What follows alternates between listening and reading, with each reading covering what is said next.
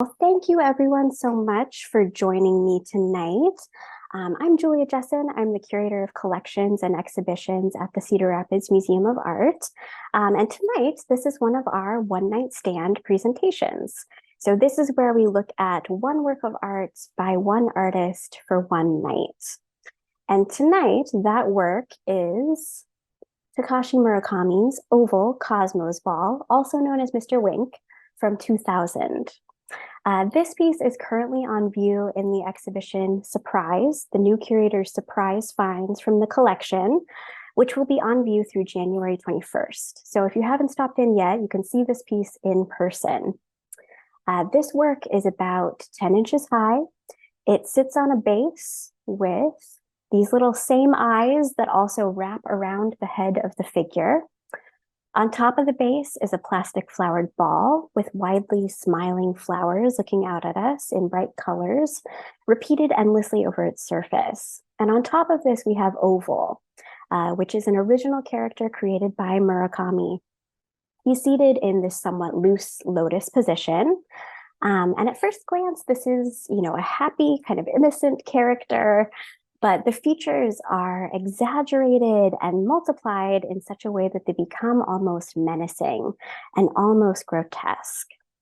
The multiple facial features seem to embody the full range of human emotions, from happiness and wakefulness to anger and sleep. The ball itself opens up to reveal this mini CD with music composed by the duo Zaki Miko. This ability to open up the sculpture gives it a toy-like quality and seems to gesture to things hidden within. This piece came to us from the Peter Norton Family Christmas Project. This was something that Peter Norton, of the computer software, who was also an entrepreneur and a philanthropist and a collector. Every year from 1988 to 2018, he and his foundation would commission an artist, usually a high-profile contemporary artist, to create a multiple that the Norton family would then send out as a holiday greeting to family and friends and museum professionals. So in this case, in 2017, the Cedar Rapids Museum of Art received a number of these gifts from the Family Christmas Project from Director Emeritus Terry Pitts and his wife, Kathy Hall, because they were on this mailing list. And so these are very interesting objects. This particular one is from an edition of 3000. And I'll point out the year here. So it's from 2000. And this is actually just a bit before Murakami really kind of catapults into fame and catapults into superstardom on the world stage. So Norton was kind of an early adopter of Murakami's work. And this particular sculpture has become one of the most sought after by collectors who are looking to get all of these Norton Family Christmas Project pieces. So it's a very interesting piece. And what you're seeing on the screen there is actually the original packaging that this would have arrived in. So it came in this white pyramidal box when it arrived. So even interesting in just the packaging that it came in. Let's talk a little bit more about the artist, Takashi Murakami. He was born in 1962. And today he's one of kind of the best known Japanese pop artists that emerged within the 1990s. He's known for combining classical painting techniques with this sort of pop art influence of anime and manga. And his work also encompasses a huge range of media, from painting and sculpture to fashion, mass-produced merchandise, and even an animated film. He attended Tokyo University of the Arts and received his BFA in 1986 and his PhD in 1993. And while there, he studied Nihonga, which is a traditional Japanese style of painting. It draws on classical Japanese subjects and techniques and materials, and it's also a term that's used to distinguish traditional Japanese art from more Western styles of painting that have also become popular. And so this is kind of what he's studying, what he's working in during these years of schooling. But at the same time, there are also other influences coming in. Early on, as a child, he remembers seeing Francisco Goya's Saturn devouring his sun, which was an experience that really kind of stuck with him and perhaps traumatized him a little bit, but it's something that kind of stuck with him. And you can see some of these influences still within his art as well. Excuse me. During his studies, he also became familiar with a fellow Japanese artist, Shinro Otake. Here on the screen, you're seeing his Red Snake, Green Snake from 1984. And Otake was in turn influenced by artists like Anselm Kiefer. And so Murakami, too, also talks about the influence of Kiefer on his own work and how important it was to see Kiefer's work. He actually saw it at an exhibition in New York, and it had a huge impact on him.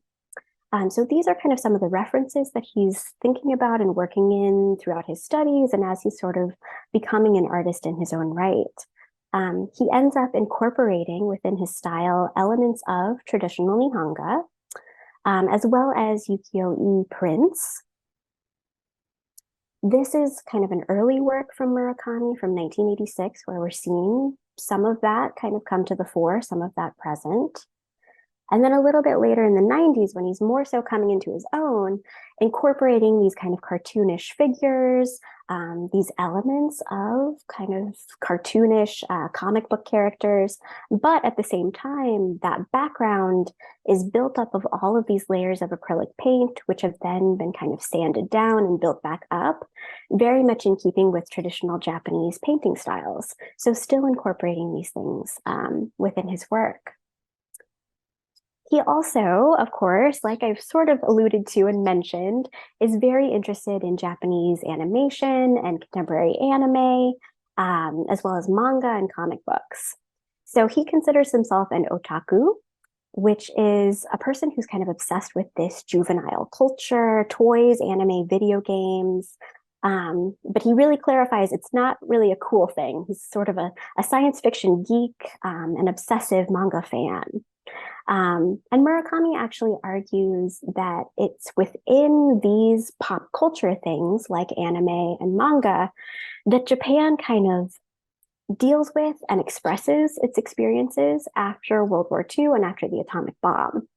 So he points to things that we see present within those forms that are sort of supernatural or science fiction in nature, like blinding flashes of light, spaceships, plant life that's unnatural and really fast growing, and even kind of characters who become monsterized through whatever supernatural or science fiction process.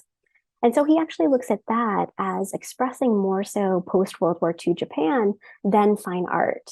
And so he brings that within his work. And that's something that he's thinking about a lot, is this sort of post-World War II Japan. We see mushrooms quite frequently in his work, pointing both to popular drug culture, but also to the atomic bomb and kind of the mushroom cloud as well. One of his curators has actually said that Murakami's interest in these mushrooms and kind of fascination and obsession with these mushrooms comes from a story that his mother would tell about how she was living in a town that was actually passed over by the atomic bomb. And how that kind of influenced him and has stuck in his mind as he's thinking about it. I'll also point out here with this mushroom painting, the eyes, again, on that mushroom. They may look sort of familiar to you from our Oval Cosmos ball. So repeated kind of again and again.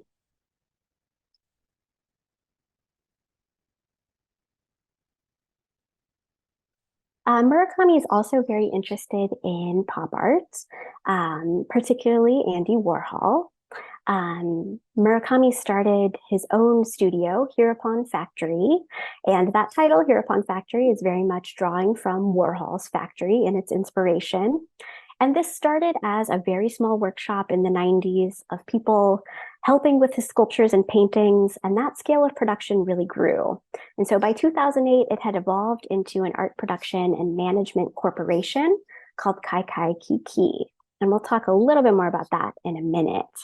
But Murakami has said that he really enjoys kind of everything about American pop art, and has expressed some jealousy as well of Warhol and sort of his ease of creating paintings.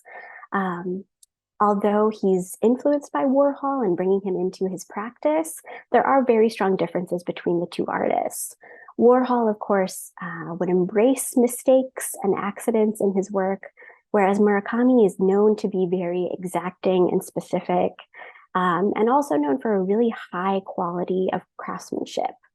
They're sort of perfected pieces that he's gone through a whole process to make exactly right and exactly how he wants it. So he's expressed that he wishes that it could be more easy in that way. Murakami's somewhat unusual in that he does acknowledge the collective labor that goes into his works. So in pieces like Tan Tan Bo, he actually includes the names of the people who worked on the piece, 25 names, on the back of the work itself. And so in that way, he's kind of documenting for the future who was present and who worked on these pieces. And that's also something that he's really interested in, is this documentation for the future. His process, sort of how his studio works, it starts out as a paintbrush drawing that he'll do on paper. His assistants will then scan it into the computer, and they'll use computer software like Adobe Illustrator, things like that, to fine tune that drawing, working with the curves and the zigzags, using different techniques. And all of this is done with Murakami's supervision. So he's sort of observing everything that's going on.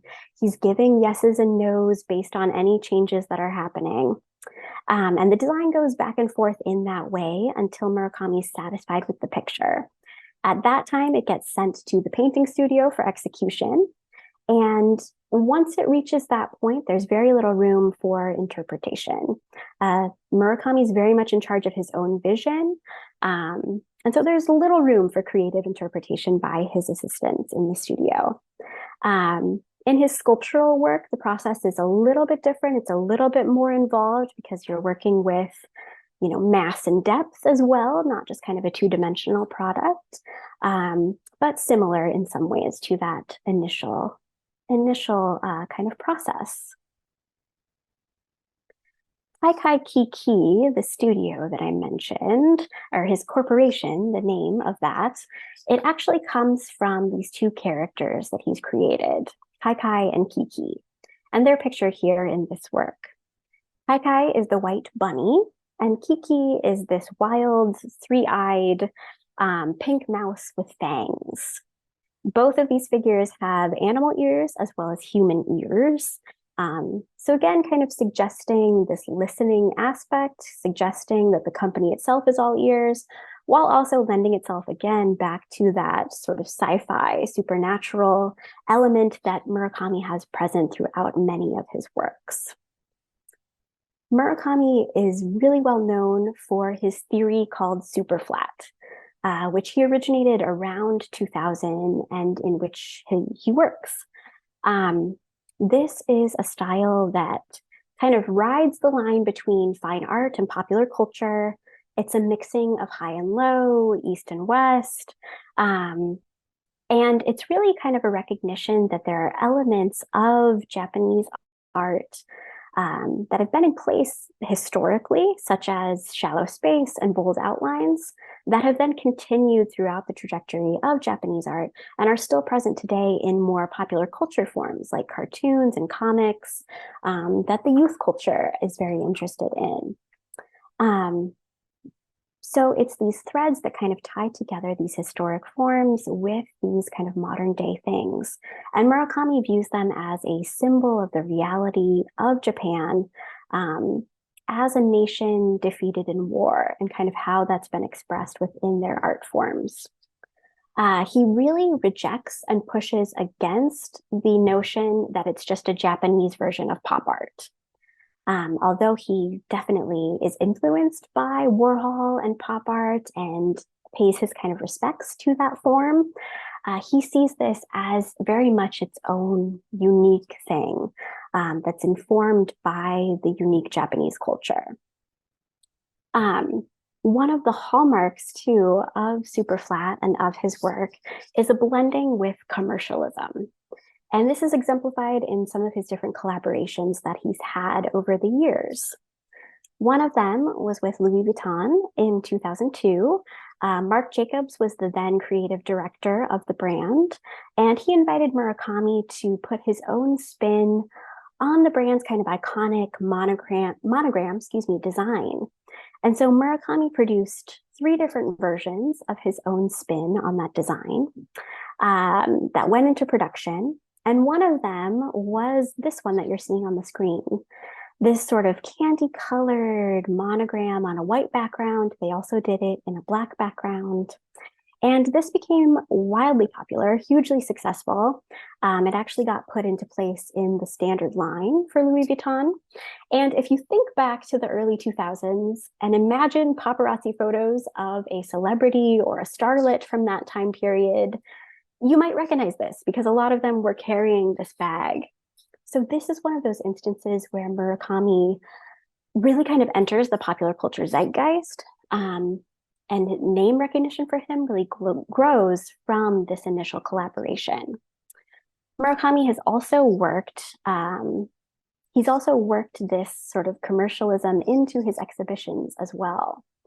So in his first retrospective, Copyright Murakami, which was at the Brooklyn Museum and also at the Los Angeles Museum of Contemporary Art, he placed a fully functional Louis Vuitton boutique within the exhibition space.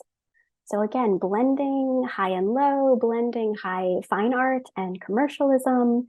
And this, of course, drew criticism and also a lot of kind of interesting commentary on what he could be saying about the nature of the art world, the nature of museums by that inclusion. So a very kind of interesting conversation that took place based on his inclusion of that boutique. He also has worked with recording artists. This is the art that he did for Kanye West's album, Graduation, in 2007. It included, he also did art for a couple of the singles that were included on that album and created the music video for the song Graduation. Murakami has also exhibited as widely as Versailles in 2010. Where he had his work on display in, I believe, 15 of the rooms within the palace. And this too kind of drew some criticism from those in the aristocratic set in France who felt that perhaps his work should not be within this palace. So again, kind of drawing controversy, but also sparking conversation and discussion. Murakami's style, and again, here we're seeing our figure. This should look kind of familiar to you as our oval Cosmos ball. Murakami really doesn't want his hand or anyone else's hand to be visible within the work. He wants these really kind of flat, very polished surfaces. And he often incorporates these characters, these different figures like oval. And at first glance, they seem very playful, and they are, and playfulness is another kind of major feature of Japanese art. But at the same time, they can be kind of deceiving in that way. There is a lot more going on beneath the surface, including complex themes of violence and technology and fantasy. So bringing a little bit more of a complex critical edge to the work. One of his most famous characters that does this is Mr. Daube. And Daube is sort of a Mickey Mouse inspired character that oftentimes works as a stand-in sort of self-portrait of the artist himself. In this particular work, Daube in the Strange Forest, Daube is positioned within this Japanese forest, again, kind of these mushroom forms, and the eyes that should also look familiar to you. We've seen those multiple times throughout. And he's kind of lost within this forest, and his arms are outstretched in a gesture of kind of weight or pause or resistance, kind of pushing against that forest that surrounds him. And in that way, it can be read as how Murakami perhaps sees himself pushing against some aspects of Japanese culture as he's working through his art. So kind of forming an interesting self-portrait in that way.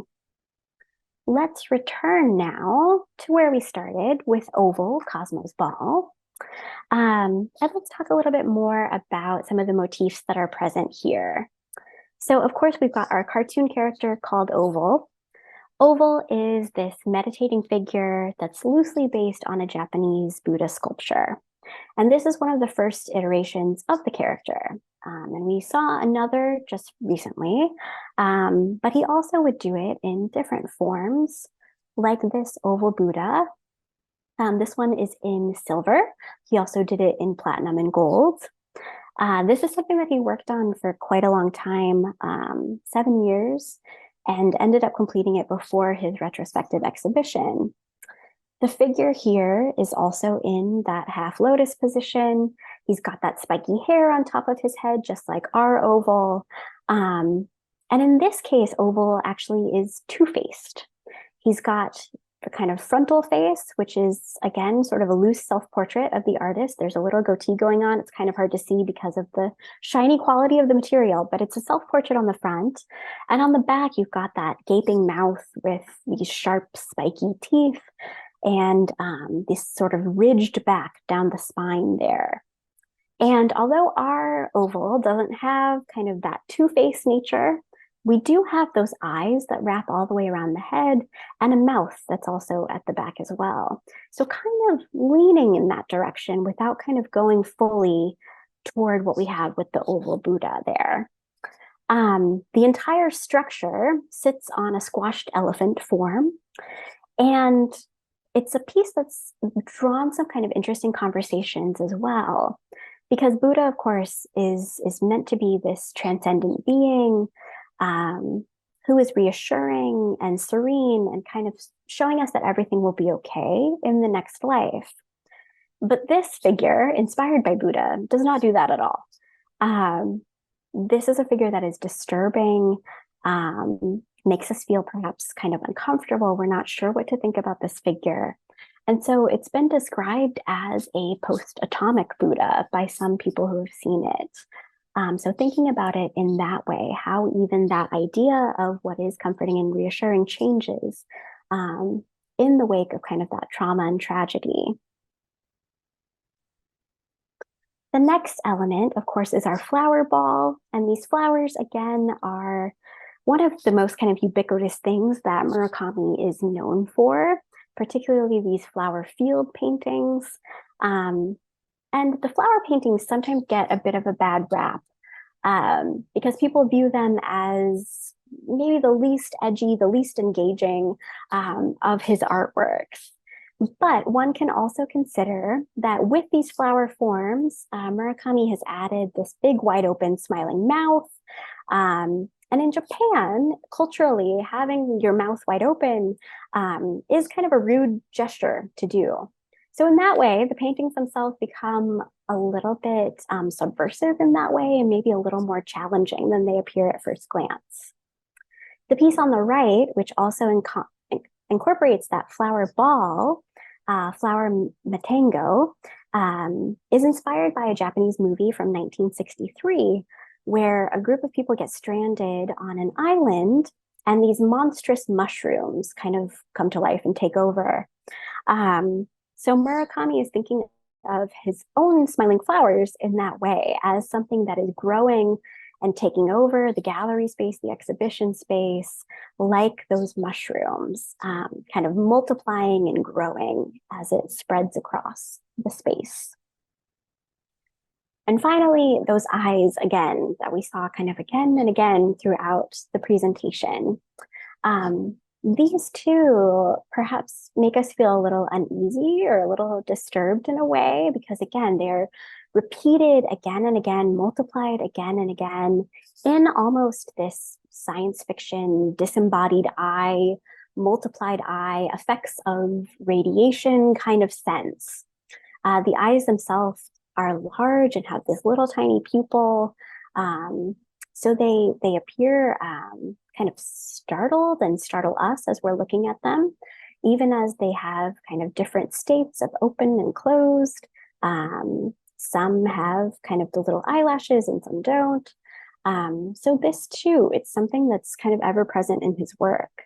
So these three different motifs that we have seen frequently in the work are all coming together in this piece in our collection, which kind of makes it interestingly representative of a lot of Murakami's work, which is very cool to have in the collection. You may be wondering kind of what Murakami is up to right now, today. And so this is a piece in his latest exhibition, which is at the Asian Art Museum in San Francisco. It's called Takashi Murakami, Unfamiliar People, Swelling of Monsterized Human Ego, or Murakami Monsterized for short. And this is an exhibition of more recent work in which Murakami is using these sort of monstrous figures to think about the world around us and the nature of people. He's also considering the digital space and technology and how that has perhaps swollen egos in the modern day.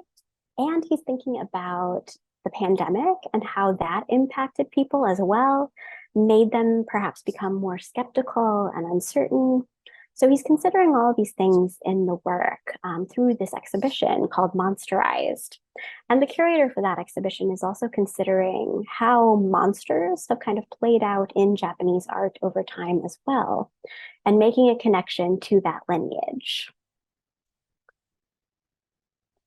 Thinking about kind of the digital space and how artists today are working in that digital space and marketing themselves, I did just want to point out that Takashi Murakami has an Instagram account that is pretty engaging and he posts pretty frequently. And so if you're interested and you want to hear kind of directly from the artist himself what he's doing, you might want to check that out.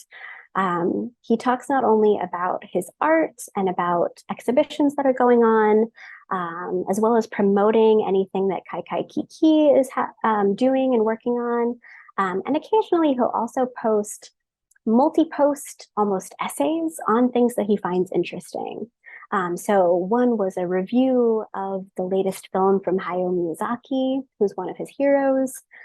He also did a similar post for Oppenheimer when he saw it as well. And so if you're interested in how a contemporary artist curates their own perception through social media and within a digital space, check that out. It's kind of interesting.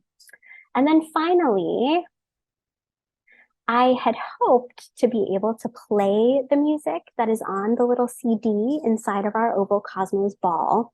But I tried it last night and it didn't really work. And so I don't want to mess up our whole thing. So instead, I've included the link there so that you can check it out yourself. Someone has uploaded it to SoundCloud. I can't be 1,000% certain that that's exactly what's on the CD, but it seems pretty like a pretty good bet that that's the music that's present within the CD. I mentioned before that music comes from Zach Yumiko, which is a Tokyo-based duo, and their music is sort of experimental, electronic, acoustic, and so the track is very atmospheric. Kind of environmental noise, and it builds to a crescendo, kind of starting out very slowly. So if you're interested to hear what is inside of the Oval Cosmos ball, that is where you can find it. And I will stop there, but are there any questions for me?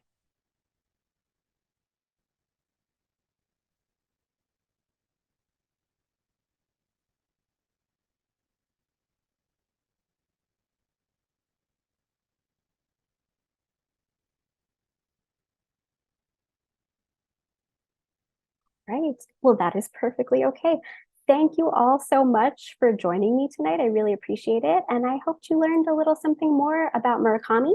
And come check out this work now that you're more familiar with some of these different motifs and with his work.